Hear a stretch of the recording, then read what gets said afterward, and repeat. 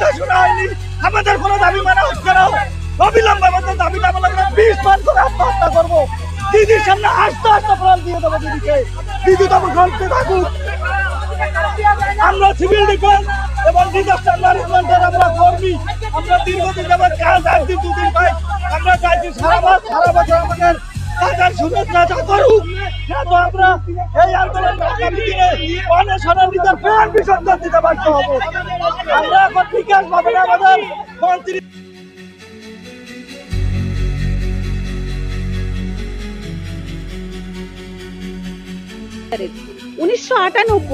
শেষ প্রমোশনাল পদে নিয়োগ হয়েছিল সুপারভাইজারের। তারপরে 2019-21 বছর পর কিন্তু অঙ্গনওয়াড়ি কর্মীরা প্রমোশন পদের সুযোগ, পরীক্ষায় বসবার সুযোগটা পেয়েছিল।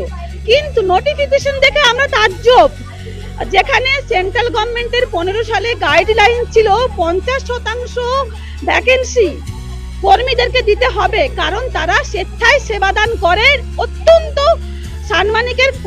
সাম্মানিকের ভিত্তিতে তারা স্বেচ্ছায় সেবাদান করে। সেই জন্য সেন্ট্রাল গভর্নমেন্ট চেয়েছে যে এই কর্মীদের অন্তত জীবনের কোথাও কি একটা উন্নতি হোক, তাদের জীবনের মানটা একটু উন্নত হোক, সেই জন্য তারা চেয়েছে। কিন্তু ডিপার্টমেন্ট, রাজ্য সরকার আমাদের সেই কেন্দ্রের দেওয়া অধিকারটুকুকে খর্ব করে মাত্র 12% আমাদেরকে দিয়ে বাকি 87.5% ফ্রেশারদেরকে দিয়ে দিচ্ছে, যেটা তাদের দেওয়ার এখতিয়ারের বাইরে ছিল। কারণ সব রাজ্যেই দেখা গেছে যে সেন্ট্রাল যা দেয় তার থেকে বরং রাজ্য বেশি দেয়, কেড়ে নেয় না কোনো রাজ্য। এই আমাদের পশ্চিমবঙ্গের রাজ্যের ডিপার্টমেন্ট আমাদের থেকে আমাদের অধিকারটা কেড়ে নিয়ে ফ্রেশারদেরকে বিলিয়ে দিয়েছে। আমরা যখনই জানতে পারি আমরা কেস করে আমরা সিঙ্গেলে প্রথমে, তারপর ডিভিশনে আমরা জয়লাভ করি। আমরা সেই অর্ডার নিয়ে ডিপার্টমেন্টে আসি। ডিপার্টমেন্ট আমাদেরকে বলে না, আমরা এই অর্ডার মানবো না, আমরা সুপ্রিমে যাব। সুপ্রিমে মানে 6 মাস অতিক্রান্ত হওয়ার পরে, 6 মাস যেদিন অতিক্রান্ত হলো সেই দিন ডিপার্টমেন্ট ইচ্ছাকৃত সময় নষ্ট করার জন্য সেই দিন ওনারা সুপ্রিমে গেলেন।